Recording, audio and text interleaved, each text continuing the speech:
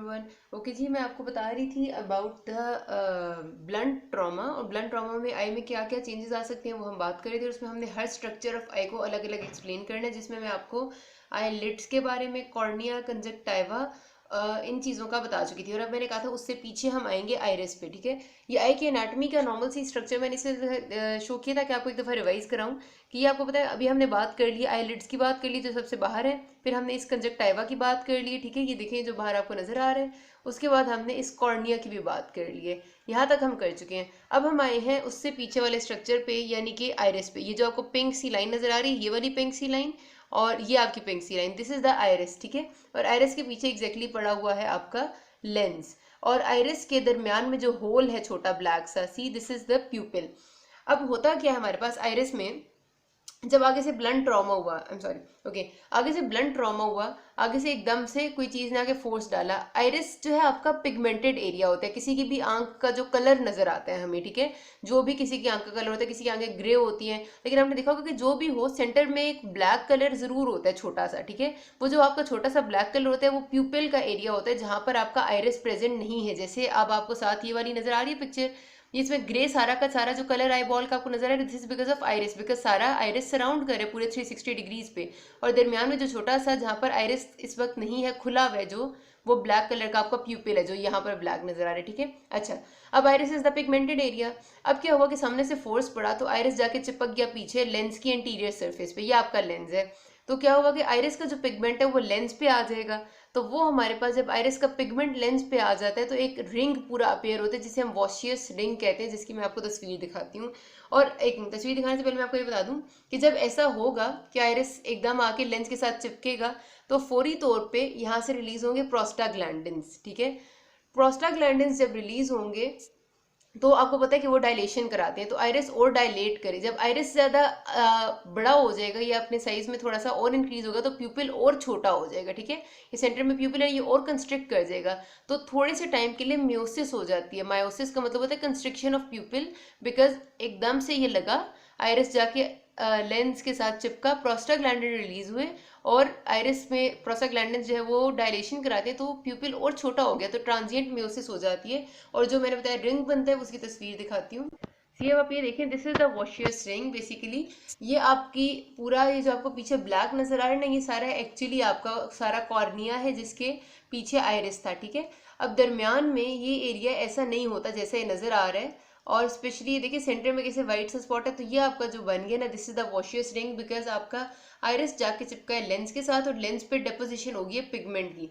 तो अब ये दरमियान में जो सारा एरिया जिसे नॉर्मली ब्लैक नजर आना चाहिए था, ब्लैक क्यों नजर आना चाहिए, बिकॉज प्यूपिल था, अब वो ऐसा अजीब रिंग से अपेयरेंस में अजीब से कलर का नजर आया, ये वॉशियस रिंग है, ठीक है। तो ये ब्लंट ट्रॉमा में डेवलप होता है। अच्छा जी, अब आप इस पिक्चर में देखें तो आपको नजर आ रहा होगा कि इधर आपका आइरिस कितना अच्छा लाइक बड़ा सा है, ग्रे कलर का जो बाहर नजर आ रहा है, बीच में छोटा सा प्यूपिल है ब्लैक कलर का, ठीक है। लेकिन इस आंख में इतना बड़ा ब्लैक कलर का बीच में प्यूपिल है, और आइरिस बीच में साइड पे हुआ हुआ है सारा, लाइक जो ग्रे कलर है, ठीक है, डिफरेंस है इसमें। तो बेसिकली ये जो कंडीशन है इस आंख में जो है, इसे हम कहते हैं इरिडोप्लीजिया। इरिडोप्लीजिया का मतलब होता है कि आइरिस का पैरालिसिस हो गया। आइरिस का पैरालिसिस क्यों हो गया, हमारे पास होता ये है कि ट्रॉमा की वजह से आपका जो स्फिंक्टर प्यूपिली मसल, आपको पता है ना आइरिस में दो तरह के मसल्स जो पीछे से आइरिस को कंट्रोल कर रहे हैं, वो स्फिंक्टर और डायलेटर प्यूपिली मसल्स हैं, यही हमने पढ़ा था।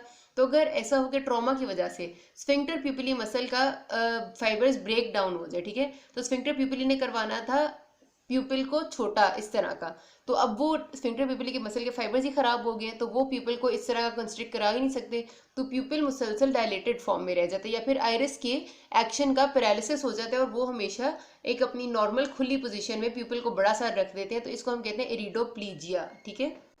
अब आप ये देखें इसमें क्या हुआ है कि आपको पता है ना, आईबॉल में देखा था आपने कि आइरिस पीछे जाके जुड़ा हुआ होता है सिलिरी बॉडी के साथ, ठीक है। तो ये जो हमारा मार्जिन है सारा, जो कॉर्नियस क्लेरल मार्जिन है, यहाँ पर बेसिकली आइरिस की पीछे सिलिरी बॉडी से जंक्शन हो रही होती है।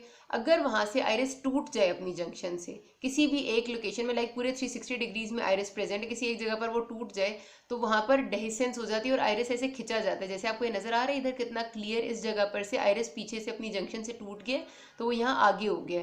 तो this condition is known as iridodialysis, ठीक है।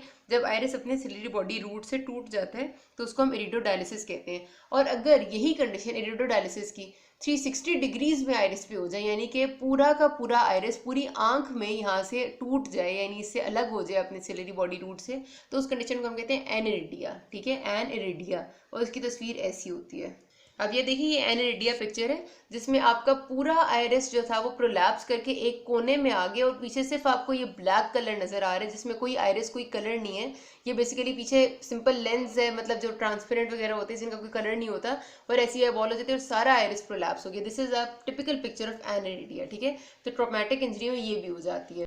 और आखिरी बात जो आइरिस में हो सकती है वो ये कि आपको पता है कि आइरिस से पीछे हमारे पास जो सारा सिस्टम प्रेजेंट है कोरोइड वगैरह का, सिलियरी बॉडी का, ठीक है, अगर उसमें कोई प्रॉब्लम होती है, जैसे कि ये हमने इसमें देखा था इस पिक्चर में, ये सारे के सारे आपको पता है ना कि पीछे जो आपका आइरिस है, फिर सिलियरी बॉडी, और इससे पीछे सारा ये कोरोइड होता है, और इस सारे को हम मिला के यूवियल ट्रैक कहते हैं। तो अगर यूवियल ट्रैक में इन्फ्लेमेशन हो जाए because of the blunt trauma, आपके इसमें इन्फ्लेमेशन हो जाए बिकॉज बॉडी ने कोई इम्यून रिएक्शन स्टार्ट किया, तो इसको हम कहते हैं यूवियाइटिस। तो ट्रोमेटिक यूवियाइटिस भी हो सकता है। अब मैं आपको बाकी बोर्ड पे बताती हूँ कि आगे क्या होता है।